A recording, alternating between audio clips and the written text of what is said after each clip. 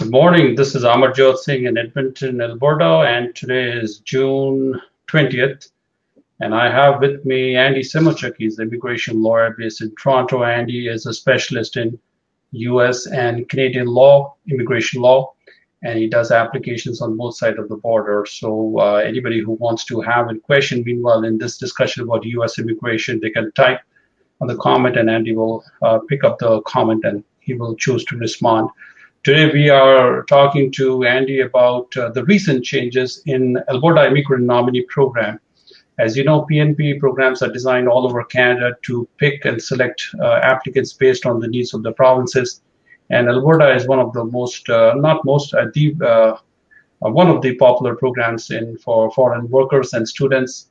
And recently there has been some change. Actually, the change which were coming, I predicted and I talked about it last year. They were slated to come in January 2018, and they postponed it, and now it is implemented last week.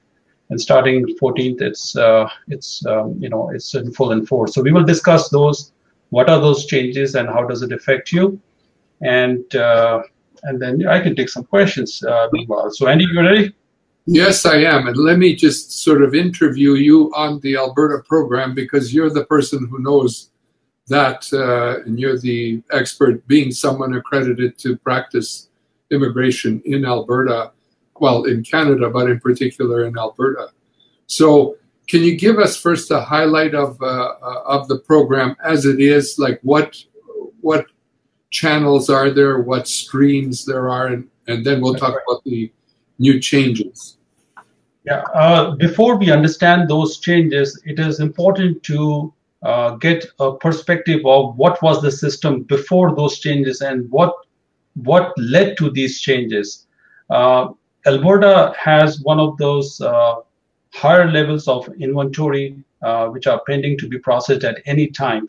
The quota for the entire province is about 5,600. I remember when I started this business, it was around 5,000. So increasingly, it went up to 5,600. I think it's the second highest allocated quota among all provinces next to Ontario. Half of the inventory in this quota is filled with temporary foreign workers and in temporary foreign workers students.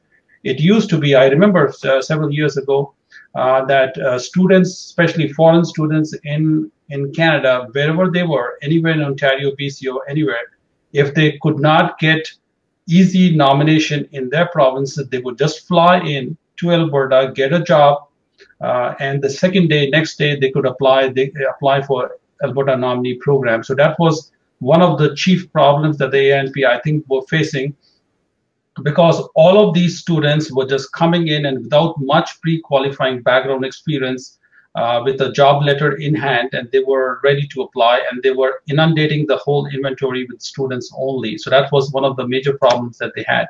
So the second problem is also related to the categories and occupations that they were cornering.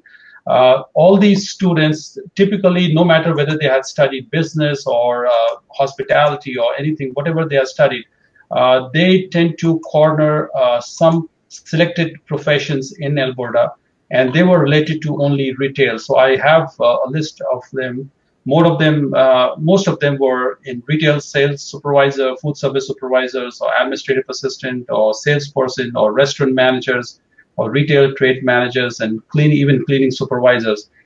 As such, it denied the Alberta nominee program officials the ability to control the inventory according to what the labor outlook is in Alberta. For example, if they needed engineers and civil engineers and other oil and petroleum drilling engineers, most of these students were actually, because they qualified in that category as an international graduate category, and they qualified under this category, and all they needed a retail trade supervisor job letter, and they were in the system. So many of these so-called high-tech and priority level occupations were sidelined. So that was another problem that they were facing. The third problem was that there were too many occupation streams and divided among different industries. So I have a list of, let me see my notes here. I have a list of industry that they used to have. So like, for example, food and beverage processing, food service industry pilot program, hotel and lodging, trucking, manufacturing industry, trade stream, the journeyman stream, engineering occupation stream, and of course the postgraduate worker category. What they have done is, in this changes, they have amalgamated all the occupations into one single stream, which is called Alberta Opportunity Program. So those were the problems that they were having, and that's why they had to come with this change. Well, let me just stop you there. Just let's pick off one of the things that's most important to me, which is the student stream. I wonder if in Alberta it's similar to, for example, Ontario, and I know BC has this, where if someone comes to Alberta and studies to get a master's degree, that would qualify them to apply for permanent residence. Is that the case in the Alberta program? That is still the case. I'll come in depth on how it is different from Ontario, for example.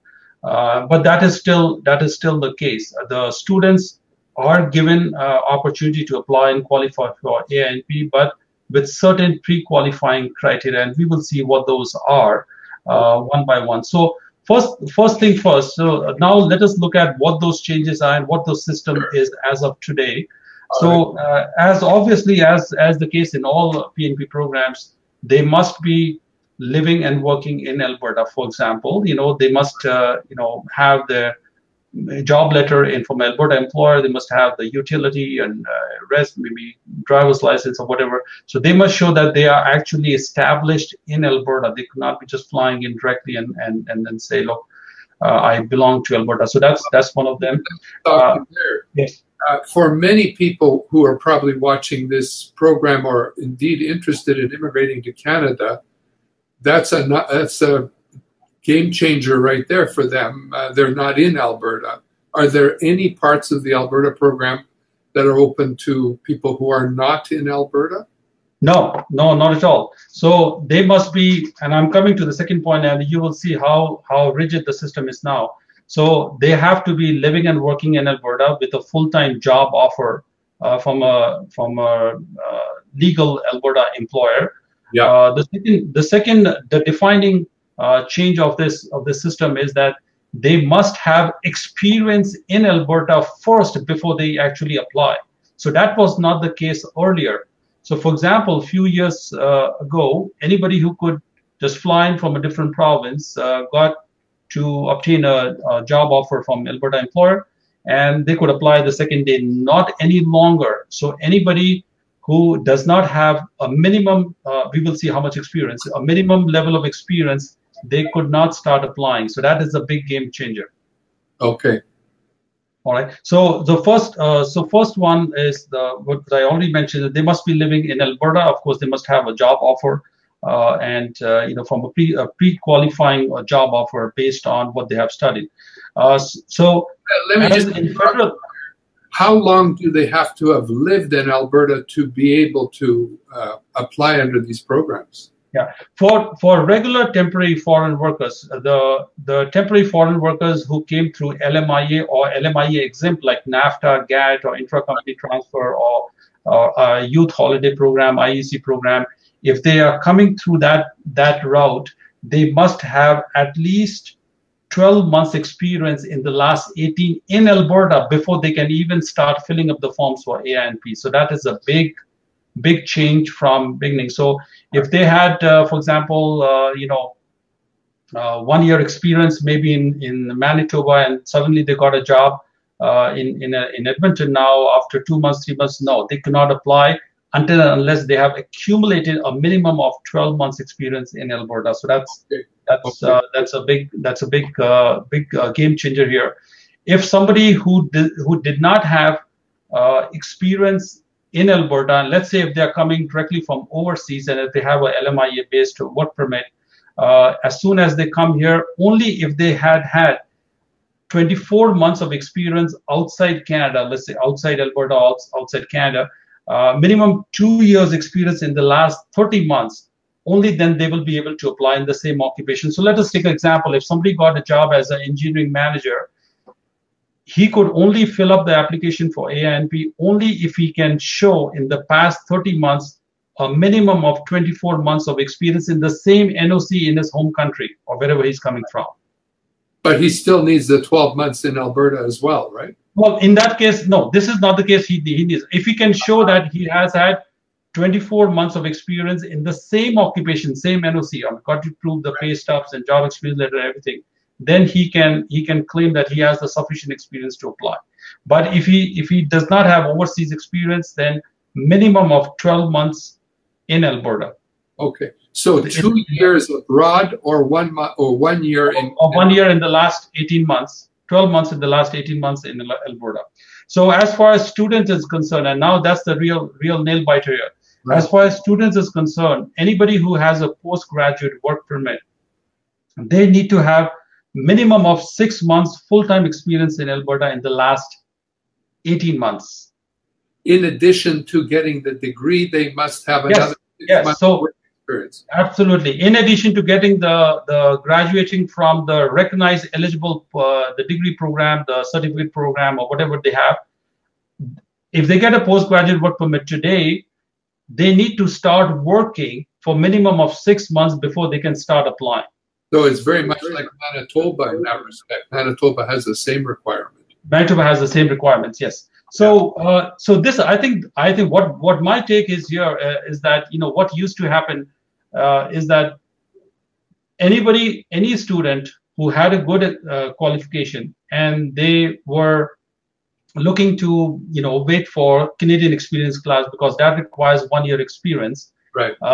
And the AINP let them bypass the CEC and enter into provincial nomination immediately without experience. Now I think the AINP is saying, no, hang on, we need some experience before you enter the stream. So just given what you're talking about, why would someone apply under Canadian experience class if they're in Alberta? They would just go straight into the Alberta provincial nominee program, right? They sure can, but CEC has their own point system. You know, you are in the Federal Express entry system by which you get points based on your CEC and your local credential and maybe possible lower age less than 29 and high English. But nonetheless, you still may not meet the minimum cutoff point in Express Entry. For example, right now the cutoff is touching around 450. It is possible. I was talking to a student yesterday, and even though she had most of these things, but still the points were not exceeding 405 or 410 or so after even having all of these. So that is an option open to them to you know, embrace AINP instead of Federal Express Entry, because most students who likely do not have sufficient experience will not get the CRS points, because to maximize on CRS points, you need to have about 3 years of experience. CRS points, I'm not catching that. What? Comprehensive ranking system in Express Entry. Oh, I see. Yeah. Okay. So for them, AINP is any PNP is a very welcome alternative for them. Let me just ask you this about Alberta. In Ontario, if a student graduates from an Ontario graduate program and is in a postgraduate work permit status, even though that student may not have sufficient points for express entry, Ontario invites certain candidates, if they score over 400, to make application. Is that true? You're right. You're right. There's a big difference in these programs and AINP. I will highlight both the differences here. Okay. So the program by which you are describing, the minimum 400 points, and then Ontario will give an invitation. That's only for what's called a human capital capital priority or stream or something. In which, in fact, if you look at the history, they are only inviting right now tradespeople, people who have a journeyman or a red seal, or people who are francophone. And if they are in express entry and if they can exceed 400, only they will be invited. It used to be about last year or so, some computer engineers, even though they spoke no English, they had no trade, nothing. If they had just had master's degree in computer science and they had 405 or 410, even they were invited under a human capital priority stream, and they got the nomination. So that's a different thing. It is totally, ANP is a totally different. And in Alberta, same thing or not? No. In Alberta, we don't have a system like this. In fact, the Alberta Express Entry has just been introduced. So we will see in the coming months what the points are for Alberta Express Entry. We'll come to know. So for right now, we don't have any history for Alberta Express Entry. But the second thing is about the students in Ontario. The students in Ontario who will benefit for Ontario nominee program are the only people who have minimum of master's degree in Ontario University, master's or PhD. Less than master's, there's no provision. If they have a master's degree, they're already entitled to apply in Ontario. The mere getting of a master's degree from an Ontario university enables them to apply directly for permanent residence. Well, yes. Look, the master's degree holder in Ontario, unless I'm not so sure. We can check on the website. I think as soon as they graduate, they need to have some kind of job offer in hand when they apply for AINP. I may be wrong, but at the least they need a minimum of master's degree. But in Alberta, for now, no matter what degree and what credential you have, you need to have a minimum experience, not only just a job letter, but a minimum qualifying experience to proceed. Got it. Okay, that's handy to know. So that's a difference. Okay. So there's another thing to consider about the occupation. Yeah. Now, what used to happen is that let us assume that I have done let's say a diploma in hospitality management, which I think many students from China, India, Vietnam, and other countries would easily get admission because of very flexible, procedure. And if I got a degree, so let's say I've got a diploma in hospitality and I have no job of hotel or something related, I come to Alberta and I find a job in a gas station. I become like a trade, retail supervisor. Immediately I could apply for AINP. That was in the past. Now AINP is saying no, you cannot apply because the occupation that you are applying under in the occupation that you are working, you are choosing a primary occupation that does not match with the studies that you have done. Yes. That is a big game changer, because what will happen is a majority of students I know from different countries, wherever they're coming from, they do not lay specific importance on career planning when they are starting from the countries. I mean, somebody who is in China or India, they don't know whether they will actually get a job in a hotel management or a restaurant management when they are choosing a course to pick, because they are deciding on courses on the basis of the fees, or maybe they're close to a big town, or maybe big relatives living by or something. So they are likely going through agents who do not know anything about career planning and which jobs are in demand and what is the likelihood of their getting a chances as soon as they graduate. I mean, it's difficult to even predict what will happen after 1 or 2 years when you graduate. So in Alberta right now, if you are not working in the same occupation where you got the degree and diploma from, sorry, Charlie, you cannot apply. Wow. Even so that is a big change that will happen, because I had a client yesterday, and I was sympathetic towards her situation, because she was studying a different course. She did not know she was studying a different course, and that course is not listed as part of. And another thing they have also done is they have on their website, on the AINP website, they have listed all the programs and all the recognized schools, which is called DLI. That if you have to apply to AINP, you better have degree or diploma listed in this catalog. If you're not, then you cannot apply. I'll give you one example. You understand what DLI is. Any school or college which is licensed to take foreign institutions is called a designated learning institute. So there are, for example, let me check if I'm not wrong. In Alberta right now, there are close to 100 plus DLIs. That means there are 100 plus schools which are authorized to take foreign students. But all DLIs are not recognized as far as AINP is concerned. Do you understand what that means? So, for example, big institutions like NATE and Northwest College and other things. I mean, they will have no problem. But something like there's a small college called Alberta Bible College, and they are offering a bachelor's degree in Christian study, which is a 4-year degree program.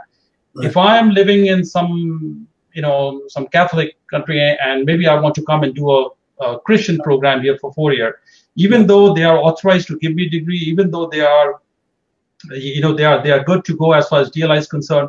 Once I have this degree, and even though I have a postgraduate work permit in my hand, I still am not eligible to apply for AINP.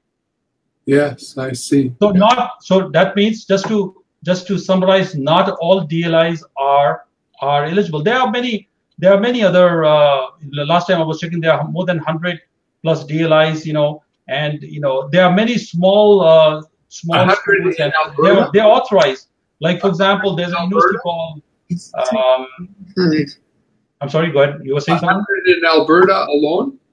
108 in Alberta alone. They are authorized institutes. They are authorized to take for students. Yeah. So, for example, if I went to a DLI called Ambrose University, which is in Calgary, so I see the list of all the institutes and all the programs in AINP website. Ambrose University is not even listed there. No matter what I studied at Ambrose University, I paid the fees, I got the postgraduate work and everything, but there is no course, nothing that will allow me to apply for AINP if I went to Ambrose University. Yeah. So now a student who is in India or Vietnam, they better know which college to go and which programs to pick, because if you have not chosen the right school or right program, you're out of luck. Yeah, yeah. Oh, it's tricky. It's tricky. Yes. So I was taking an example of someone like you. Otherwise, they're going to be out of luck. That's right. So, for example, I wanted to highlight an example of there's a university called Northwest, college called Northwest College here. I know it. They offer all kind of medical and nursing programs and other caregiving or some. But if you went to the website of AINP and found out which courses in Northwest College, if you had to do, allowed you to apply for AINP, there are only 5 or 6, not more than 5 or 6. For example, addictions recovery, advanced education, orthopedics, mental health, and here, and let's see what else. Just few right in there. But if you went to the Northwest College and they have close to 50 plus programs, and if by chance you went to Northwest College and picked a different program, you'll be out of luck. So you would have discovered this after 1 year or 2 years and say, hey, look, you graduated, but sorry, you're not eligible for AINP. Amazing, amazing. So and that's what I think many students are resentful. They're angry and they're wondering, what to do. And now I have to advise them. You got to drop out, or you got to change to a different course, because hey, this course, even though you study this course, you have a credential. You may get the postgraduate work permit. AINP is not open to you. You have to wait till CEC class in federal, which will take 2-3 years before you get experience. So that's a big changer. Unfortunate that it's like that. That's right. That's right. Okay. We need to wrap up here. How much more you got there?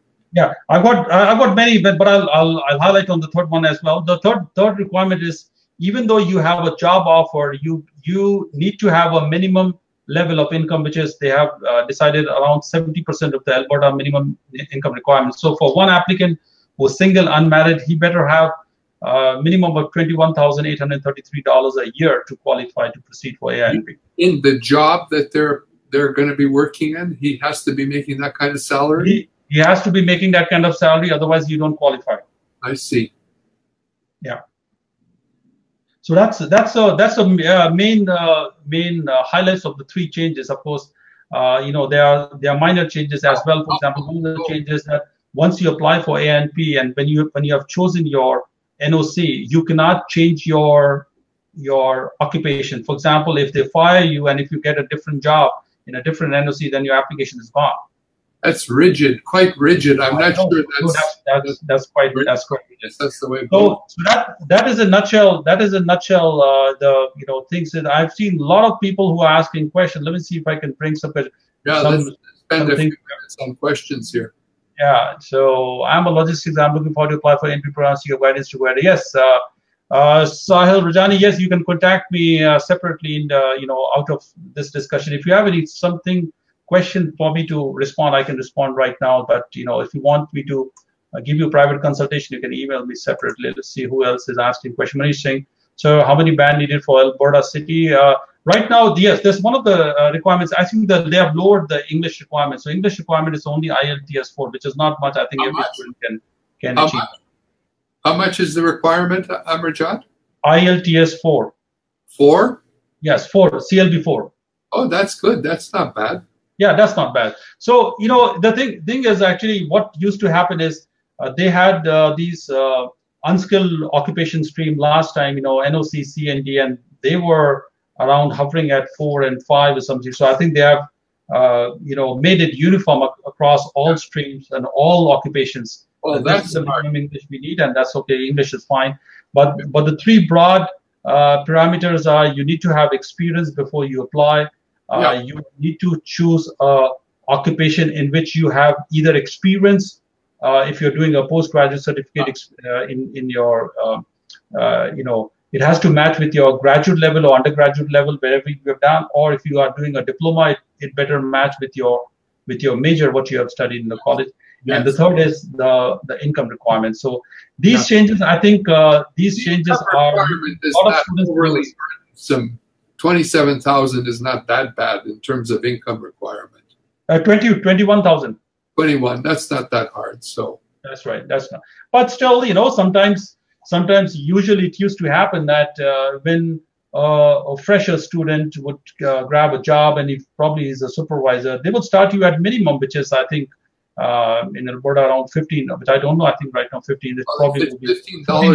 That's 30,000 a year. So that's 30,000. Okay, so that's fine. So income is not a big issue. So the issue remains part-time or something. Huh? Does it have to be full-time employment? It has to be full-time. It has to be minimum 30 hours a week. Let's take some more questions. Yeah. So it used to be also if you contrast this with express entry allows you to use your part-time experience to substitute for full-time if you have sufficient number of hours. So that option is not available in AINP now. That's interesting. You cannot be working part-time in many jobs, or combine, and then you have to have one single job, one occupation, and then have minimum 30 hours a week, and that's what. Got it. So, yeah. So are things clear, Andy? I think from a distance now about AINP. I've got the general idea. Have you got some more questions there? Well, some people are asking questions, and guys, if you want to ask a question to Andy, you can ask. If you want to talk about AINP separately, you can ask a question here, but you can call me separately. But Andy can take questions about possibly U.S. immigration, how to apply for green card, if you have money to invest under any investor program, entrepreneur program in U.S. Andy is based in New York and has an office in Toronto also, so he's the right guy. If you want to ask a question, you should ask a question. Sahil Rajani is saying, hey, I'm not a student. Yes, I know you're not a student. What else? Yes, LMIA, what is LMIA? Is Labor Market Impact Assessment.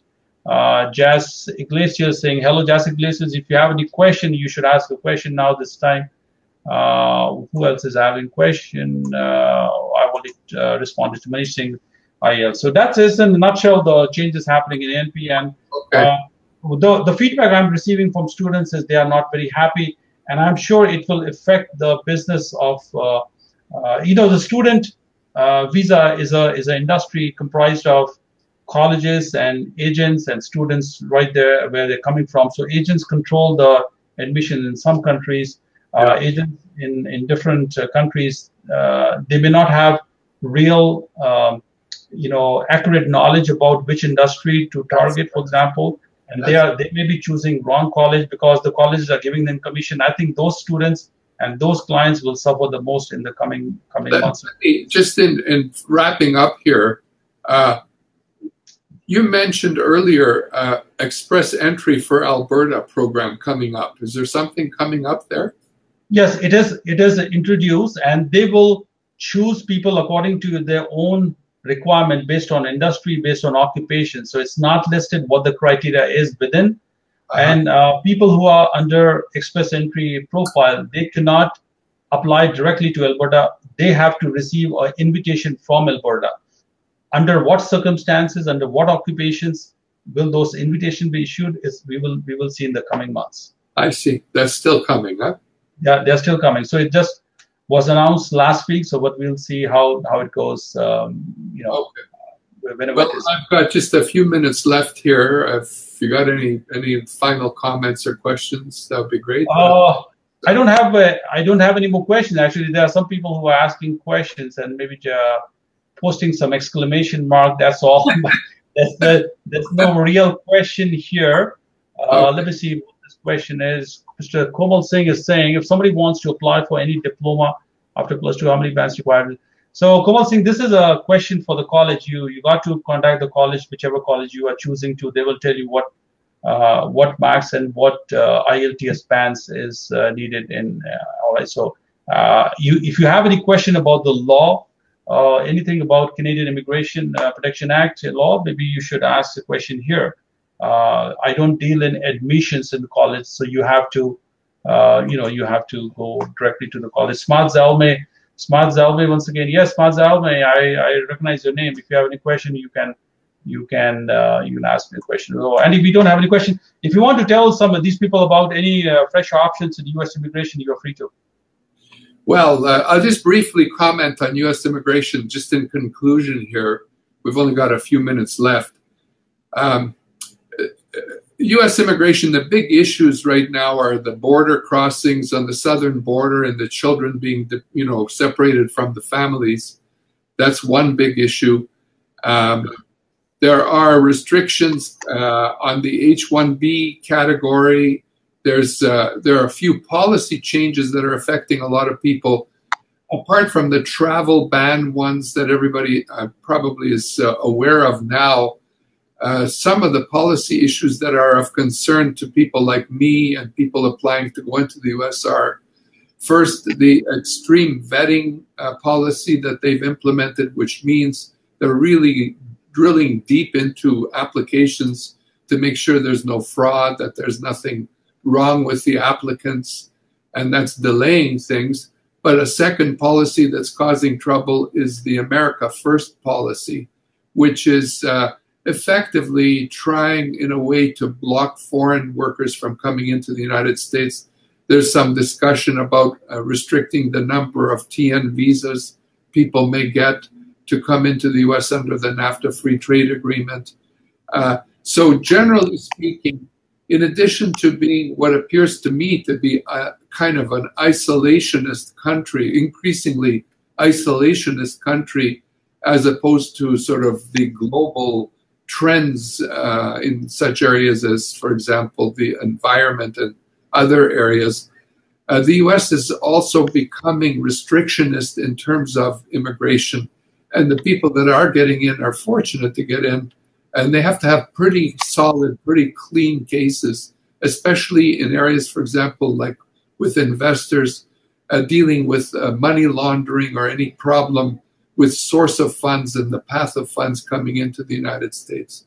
They're really buckling down on those subject areas.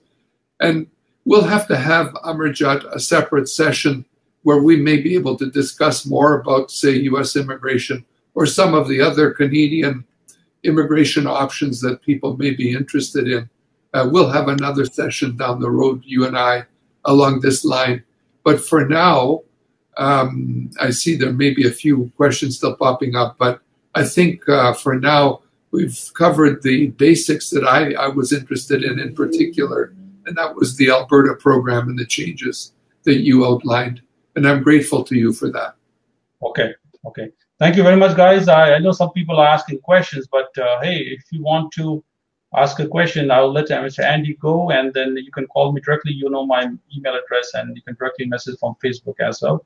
So thank you very much, Andy, for your time, and I hope people who have listened to and they probably can watch this video later on, they will get a clear picture of what Alberta PNP changes are, and it has become obviously tough. We will see in the coming months how the reaction is, generally, and if maybe there are some modifications coming down the line. Thank you very much for your time, Andy. Thanks a lot, Amarjot. Good man. Keep up your good work, and we'll talk to you next time. Thank you, Tanji. Take care.